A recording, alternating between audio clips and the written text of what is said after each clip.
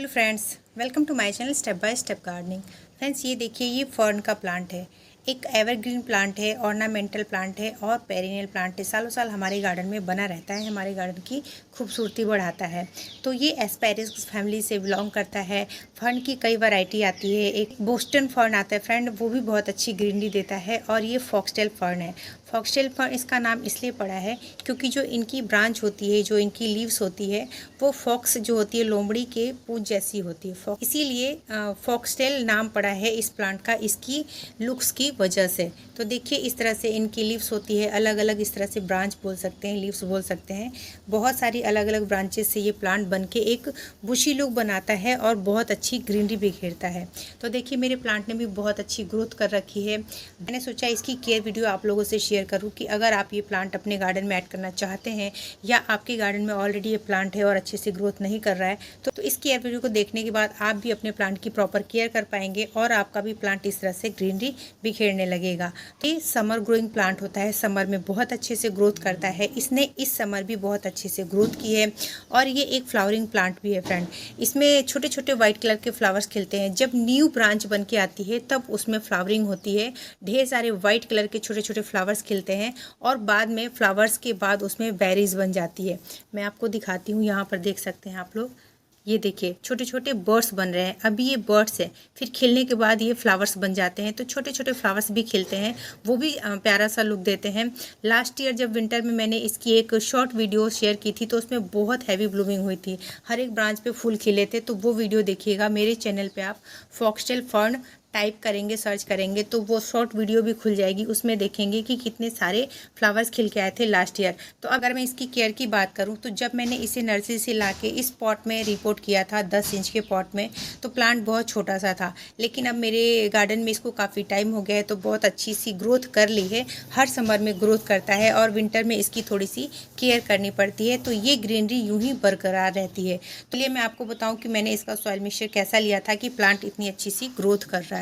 तो सबसे पहले जब मैंने इसे इस पॉट में शिफ्ट किया था, स्टार्टिंग से ये इसी पॉट में है, 10 इंच के पॉट में, तो मैंने इसमें जो सॉइल बनाया था वो वेलड्रेन सॉइल बनाया था। क्योंकि देखिए, इनकी जो ब्रांचेज है ना, बहुत पतली पतली सी ब्रांचेज होती हैं। वेलड्रेन सॉइल रहता है तो सालों साल ये आपके गार्डन में बना रहेगा।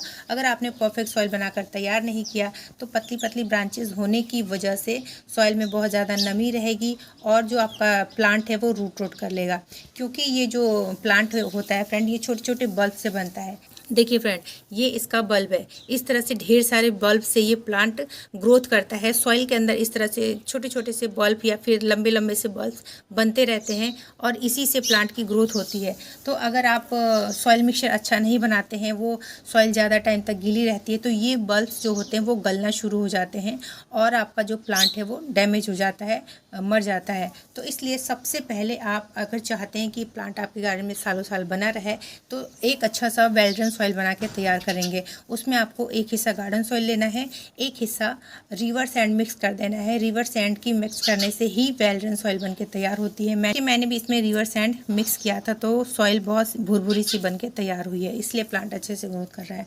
और एक हिस्सा उसमें कंपोज ऐड कर देंगे कि प्लांट में अच्छी सी ग्रोथ हो और ग्रीनरी बनी रहे। कंपोस्ट की वजह से प्लांट तेज़ी से ग्रोथ करके अच्छी सी ग्रीनरी भी देता है। तो ये हो गया सॉइल मिक्सचर। रिपोर्टिंग के समय आप थोड़ा सा उसमें नीम पाउडर भी ऐड कर देंगे, तो प्लांट में किसी तरह के पेस्ट और फंगस के अटैक के चांसेस नहीं बनेंगे। तो ये सॉइल मिक्सचर लेना है, garden soil, river sand, compost और नीम पाउडर।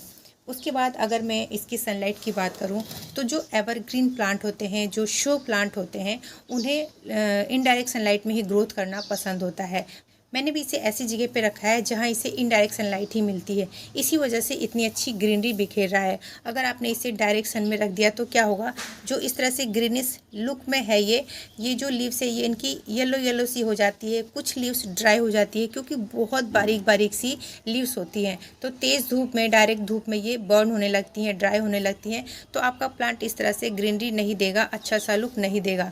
तो आप इसे इनडायरेक्ट सनलाइट में ही रखिए, तो प्लांट अच्छे से ग्रोथ करता रहेगा। तो ये क्या करता है, इनडायरेक्ट सनलाइट को लाइक करता है। तो ये है इसकी सनलाइट। इसके बाद अगर हम वाटरिंग की बात करें, तो वाटरिंग आपको लिमिटेड करनी है। अगर सॉइल में ज़्यादा नमी बनाएंगे, सॉइल को बार बार वाटरिंग करेंगे, गीला रहेगा सॉइल, तो प्लांट रूट आउट कर लेता है। मैंने स्टार्टिंग में ही बताया, इसलिए वेलड्रेन सॉइल के साथ साथ आपको जो वाटरिंग है उसका भी ध्यान रखना है। जब भी सॉइल गीली दिखेगी तो आप उसमें वाटरिंग नहीं करेंगे। जब भी आपको सॉइल ड्राई दिखे तब आपको वाटरिंग करना है। सॉइल को बहुत ज़्यादा ड्राई करेंगे तो भी नुकसान होगा। ज़्यादा ड्राई करने से क्या होगा, इसकी जो लीव्स है, छोटी छोटी पतली पतली सी लीव्स दिखा रही हूँ मैं, ये ड्राई होने लगती हैं। जब आपका सॉइल सूखा पड़ा रहेगा तो लीव्स भी ड्राई होनी शुरू हो जाएंगी। तो ना बहुत तो एक्सेस वाटर करना है और ना ही सॉइल को बहुत ज़्यादा ड्राई करना है। इस तरह से ध्यान रखना है और लिमिटेड वाटरिंग करनी है।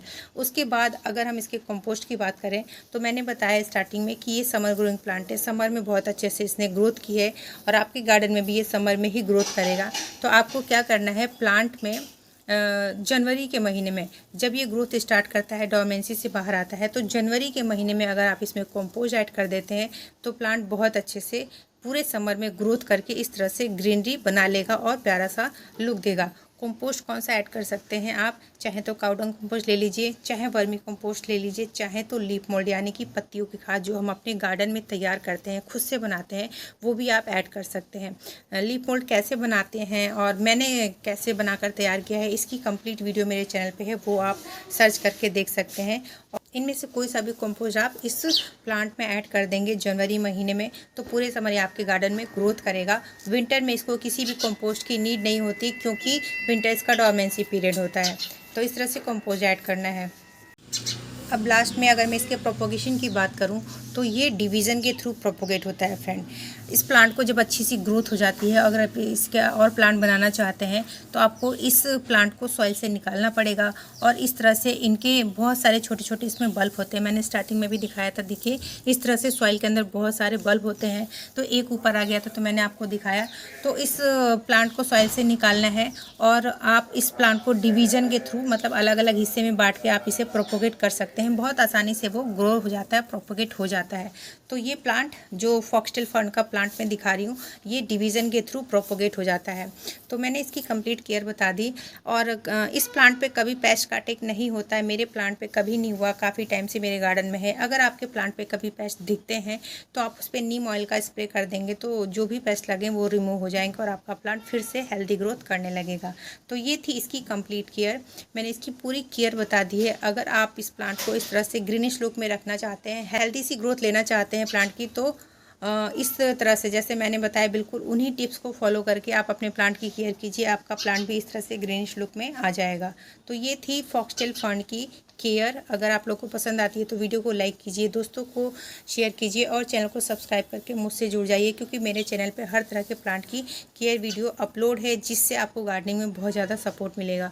जल्दी किसी नए टॉपिक पे मैं आप लोगों से फिर मिलूँगी, तब तक अपना ख्याल रखिए। Bye friends, happy gardening.